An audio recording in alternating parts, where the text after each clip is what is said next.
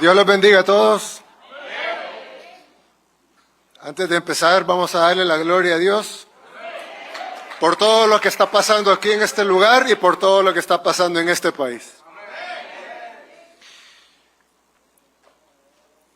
Señor presidente de COICOM Internacional, señor presidente de COICOM El Salvador, quiero agradecerles a ambos por haber seleccionado a este país para hacer el regreso de COICOM. Y les agradezco doble, porque sé que no lo escogieron porque tuviéramos los mejores centros de convenciones o porque tuviéramos la mejor infraestructura turística, sino porque lo escogieron porque El Salvador está demostrando como un testimonio vivo de que las cosas pueden cambiar si Dios así lo decide.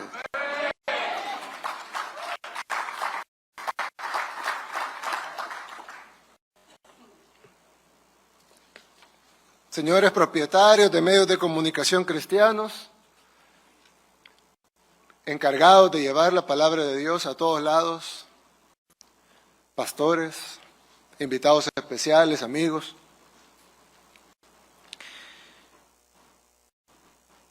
Como les dije hace un rato, El Salvador está viviendo una transformación que nadie puede negar.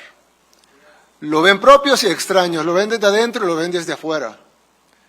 El pastor Asbun ya lo mencionó hace un rato, pero casi en todos los rincones del mundo se reconoce que El Salvador está viviendo una transformación. Y en Latinoamérica, en Asia, en Estados Unidos, en Europa, en todo lugar, la gente ve que El Salvador vive una transformación. Y si pensamos un poco cómo obra Dios, El Salvador, a pesar de su nombre, hace unos años nadie hubiera pensado de que El Salvador iba a tener una transformación así. El Salvador, mucha gente ni siquiera lo podía ubicar en el mapa. Y los que lo podían ubicar en el mapa probablemente lo reconocían por la guerra, por las pandillas, por el éxodo de su pueblo buscando oportunidades y seguridad en otras partes del mundo. Era poco lo bueno que se conocía en nuestro país, y no era para menos. Llegamos a ser la capital mundial de los homicidios. El Salvador tenía más homicidios per cápita que en las zonas de guerra. Había más homicidios acá que en Bagdad, había más homicidios acá que en África, cualquier país de guerra, en guerra en África. No había un tan solo país en el mundo que tuviera más homicidios per cápita que El Salvador. El país era, no en sentido figurado, literalmente el país más peligroso del mundo. No en los 80s en la guerra, no, hace poco, hace apenas unos años. El país más peligroso del mundo. Necesitaba una restauración, necesitaba una transformación y además se llamaba El Salvador.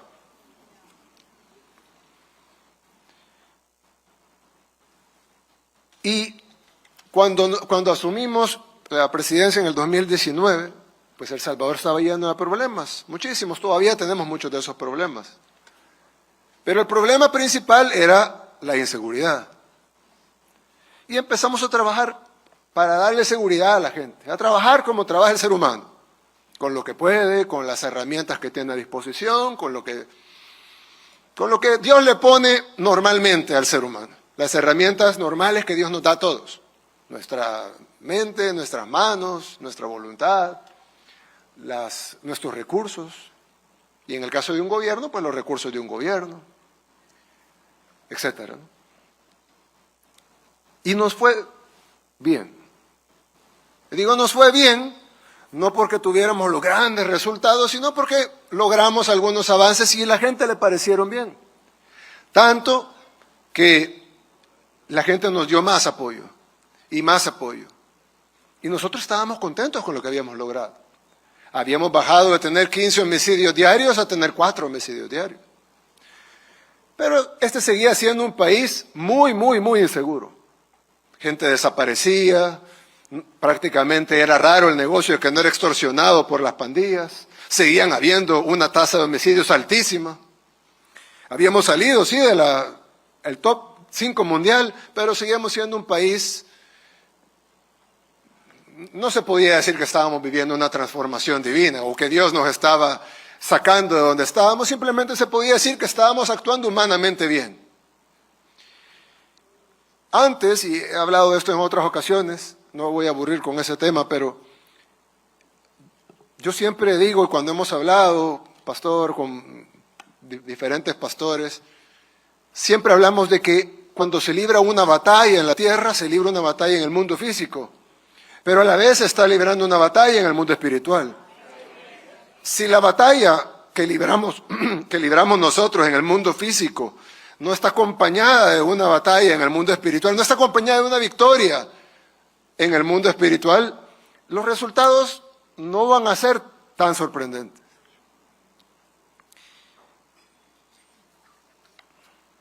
Y en el 2022, el año pasado, tuvimos el fin de semana más sangriento que habíamos tenido. En 3 días asesinaron 84 salvadoreños. En un día asesinaron 60, en uno de esos 3 días asesinaron 62. Cada 15 minutos nos avisaban de otro homicidio. Cada 15 minutos nos avisaban de otro homicidio. Traten de imaginar la impotencia que se siente cuando cada 15 minutos ustedes reciben el anuncio de otro homicidio en otro lugar. Aparentemente uno no relacionado con el otro. No es que están matando en un lugar, sino que aparece un muerto por allá, un muerto por allá, otro muerto por allá. ¿Y ustedes qué hacen? Tienen una policía, tienen un ejército, pero ¿hacia dónde lo dirigen? ¿Hacia dónde los envían? Cada 15 minutos otro homicidio, otro homicidio, otro homicidio. Recuerdo que nos reunimos hasta altas horas de la madrugada, estaba el ministro de Defensa, estaba el ministro de Seguridad, el director de la policía, el fiscal general, alguna gente de mi equipo cercano. Y decíamos, ¿qué hacemos? ¿Qué podemos hacer? ¿Hacia dónde atacamos? ¿Hacia dónde dirigimos? ¿Hacia dónde? ¿Qué hacemos?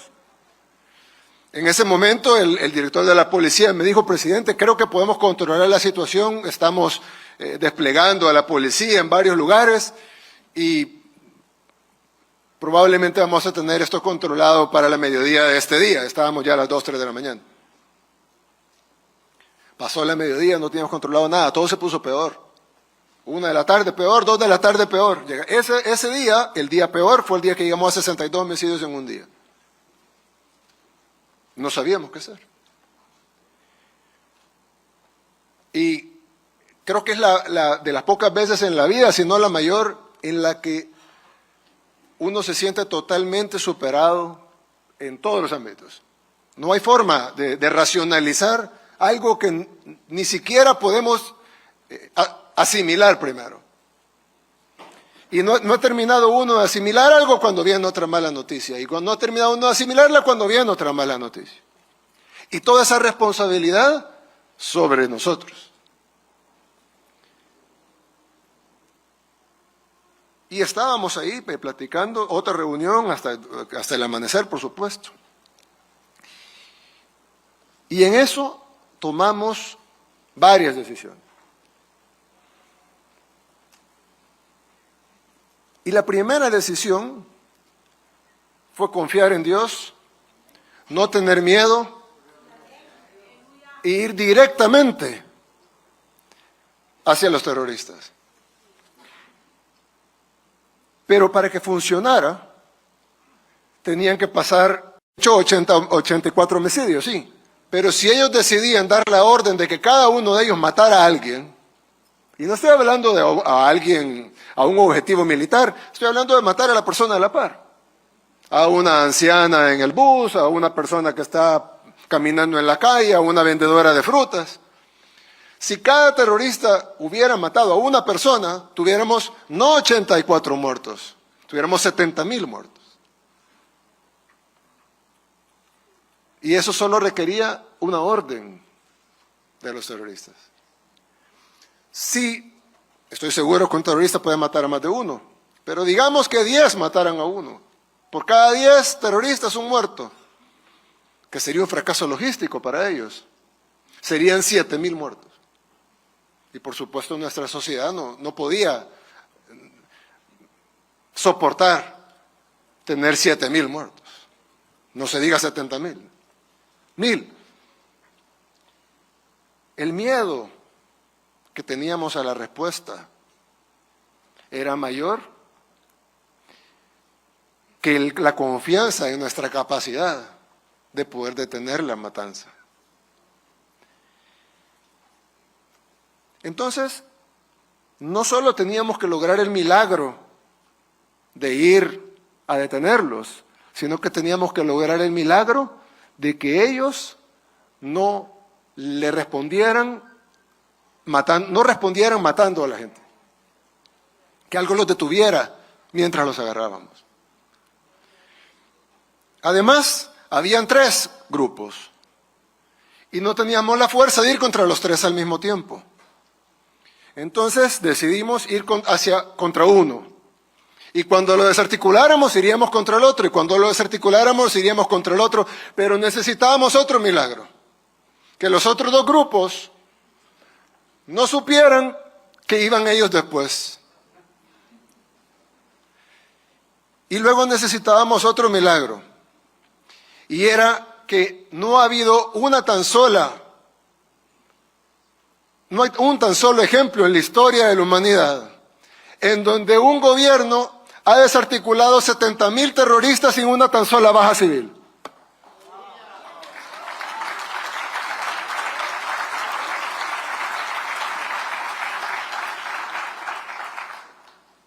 Y ese era el milagro más grande.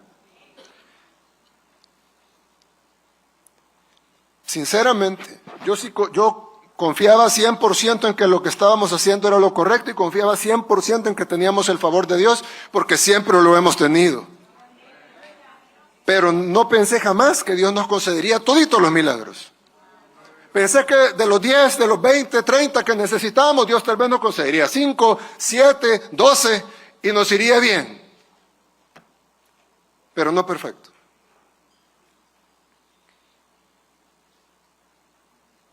Y iniciamos la operación el día domingo. Para el día lunes no habían homicidios.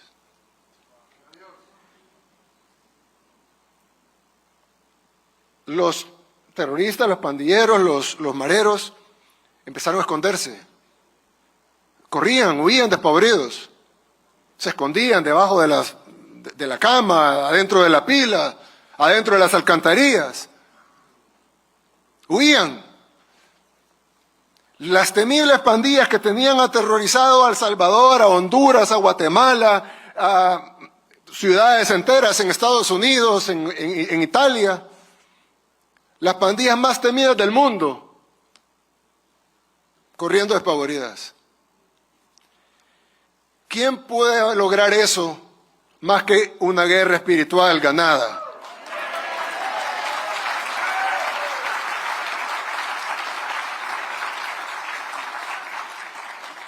Nosotros estábamos luchando una guerra acá y alguien puede decir, bueno, pero qué bien, felicidades a los hombres de uniforme que lograron esta operación, pero casi ni dispararon.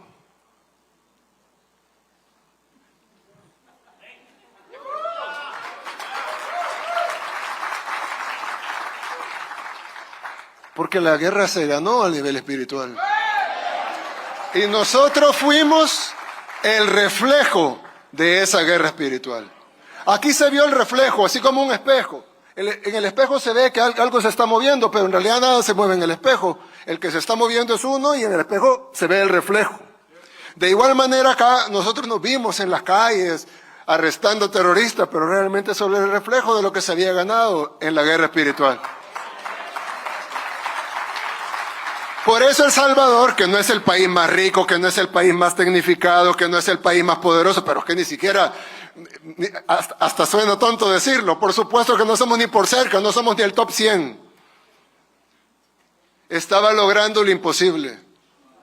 ¿Por qué? Porque éramos el reflejo. ¿Y por qué éramos el reflejo? Porque pedimos con fe. ¿Pero por qué también?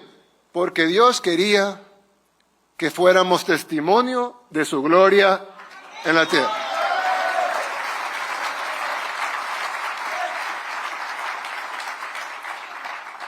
Así que nosotros nos aseguramos de siempre darle la gloria a Dios por lo que hemos logrado. Y no porque seamos buenos, sino porque no queremos perder el favor de Dios. Algunas personas, obviamente no de acá, pero algunas personas, no muchas, ¿verdad? Pero algunas personas me han criticado cuando yo he dicho en discursos, una vez incluso tuvimos casi la mitad del ejército en un evento y yo les decía, todos nosotros debemos ser instrumentos de Dios. Y algunas personas que no conocen qué significa, ustedes sí lo conocen por supuesto, pero hay gente que no conoce tanto, no entiende qué significa decirse instrumento de Dios. La gente piensa que es como una especie de soberbia, ¿no? Como, sí, yo soy el instrumento de Dios. No entienden que es lo contrario, es humildad. Porque nosotros todos somos instrumentos, todos podemos ser instrumentos de Dios. Y no solo los seres humanos, los animales pueden ser instrumentos de Dios. En la Biblia, la ballena que se comió a Jonás era un instrumento de Dios. No es un tema de soberbia, es un tema de humildad, de saber que todo depende de lo que Dios quiera. De que no se mueve la hoja del árbol si Dios no quiere, y que todo lo que pasa es porque Dios nos usa de instrumentos. Dios usa como instrumentos a los médicos, Dios usa como instrumentos a todos, al que nos da un saludo en la calle, a cualquiera. Entonces nosotros sabernos instrumentos de Dios y permitirnos ser usados como instrumentos de Dios. No es soberbia, es humildad. Es saber que no dependemos de nosotros mismos, sino dependemos de aquel que está allá arriba y que maneja y controla y tiene todo el poder.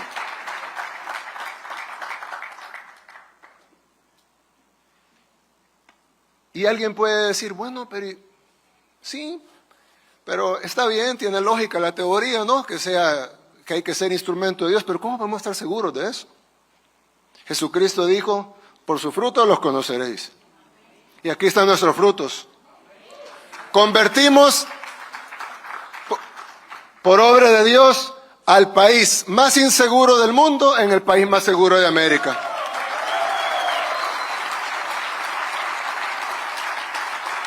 Y cualquier persona puede venir y constatarlo. Cualquier persona de otro país puede ir tranquilamente a cualquier comunidad. Ahorita, al final de este evento, pueden ir a cualquier lugar, a cualquier comunidad, pueden ver una zona tal vez que se vea oscura, o que, no sé, de esas zonas que alguien pudiera pensar que son peligrosas.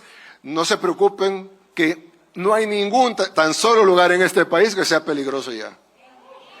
Decir eso después de que éramos el país más peligroso del mundo, es que muchas personas no comprenden la grandeza de la gloria de Dios cuando se manifiesta. Y eso que pasó aquí en El Salvador, y que vamos a trabajar para que siga pasando, porque la maldad siempre está al acecho. La maldad siempre está al acecho. Pero eso que pasó aquí en El Salvador, que ahora después de este evento cualquiera de ustedes puede irse a meter a cualquier lugar, caminar, se pierden, no importa, no pasa nada. No les va a pasar absolutamente nada. Todos están totalmente seguros en cualquier lugar, sin guardaespaldas, sin necesariamente que haya presencia de la policía o del ejército, en cualquier lugar. Pero esa manifestación de la gloria de Dios y el favor de Dios que El Salvador tuvo, yo creo que es más importante, o el objetivo de eso es mayor que simplemente traerle paz al Salvador. Para mí, como presidente de El Salvador, pues qué bueno que sea paz para El Salvador. Pero creo que el objetivo de Dios es mucho mayor. Es decirle a todas las naciones del mundo, pídanme, denme la gloria y yo sano su tierra.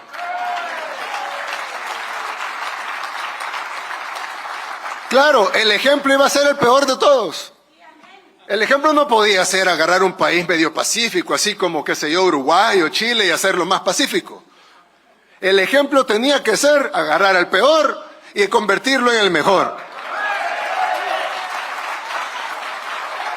Y entonces no hay nada imposible para Dios. Eso ya lo saben ustedes, ya lo sabemos todos, pero hoy Dios lo demostró de nuevo.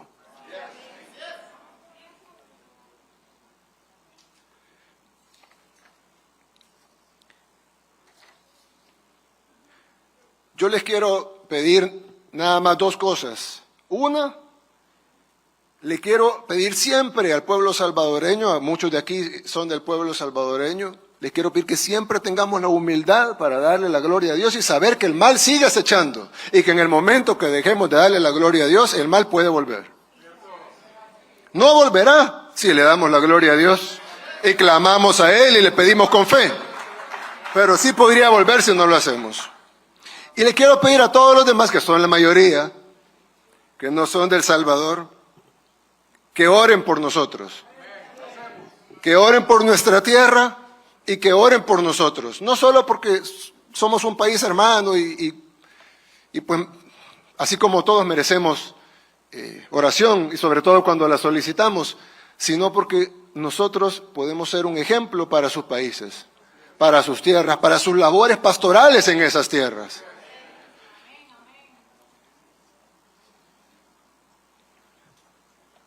Nosotros debemos de, con todos los creyentes, debemos de saber que estamos en una gran batalla civilizacional en este momento. Ya lo mencionó el presidente de COICOM, pero es una realidad. Hay una batalla cultural, hay una batalla civilizacional en este momento. Sobre los valores, sobre la familia, sobre las cosas que antes eran consideradas universales, de repente ya no son tan universales. De repente son criticadas o son atacadas. Y esa batalla estamos obligados a ganarla.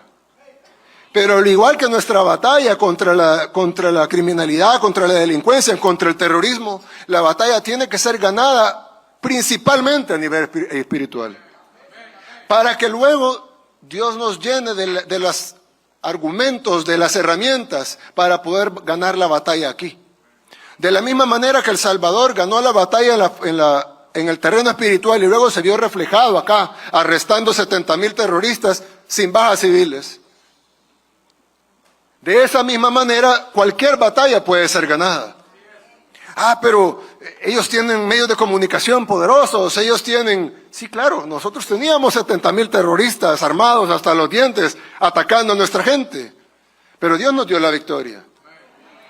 Entonces Dios también nos puede dar esta victoria, sobre todo porque es la causa justa.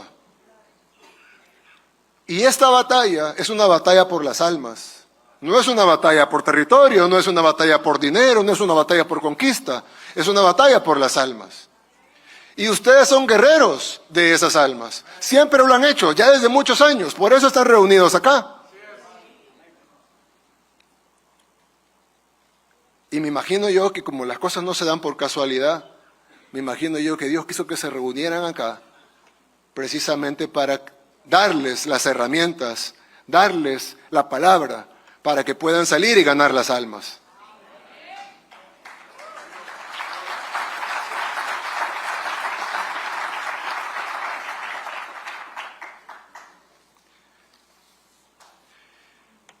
Cuando todos ustedes saben la historia de Salomón, cuando Dios le preguntó qué deseaba y él dijo que deseaba sabiduría. Y Dios le dijo, te daré la sabiduría, pero también te voy a dar todo lo demás que viene por añadidura por la misma sabiduría. Oremos por eso. Pidámosle a Dios siempre sabiduría. Y Dios nos va a dar todo lo demás. Todo lo que necesitamos para las batallas que vienen y para el mundo que debemos de construir, para las almas que debemos salvar. Me honran con esta invitación. Ustedes son hombres y mujeres de Dios, gente que le ha dedicado su vida entera al Señor. Eso no es algo pequeño, eso es algo inmenso. Sigamos pidiendo, sigamos orando, sigamos luchando esta batalla en el terreno espiritual y todo lo demás se va a reflejar aquí en la tierra. Que Dios los bendiga a todos. Sepamos que sin Dios nada es posible, pero con Dios todo es posible.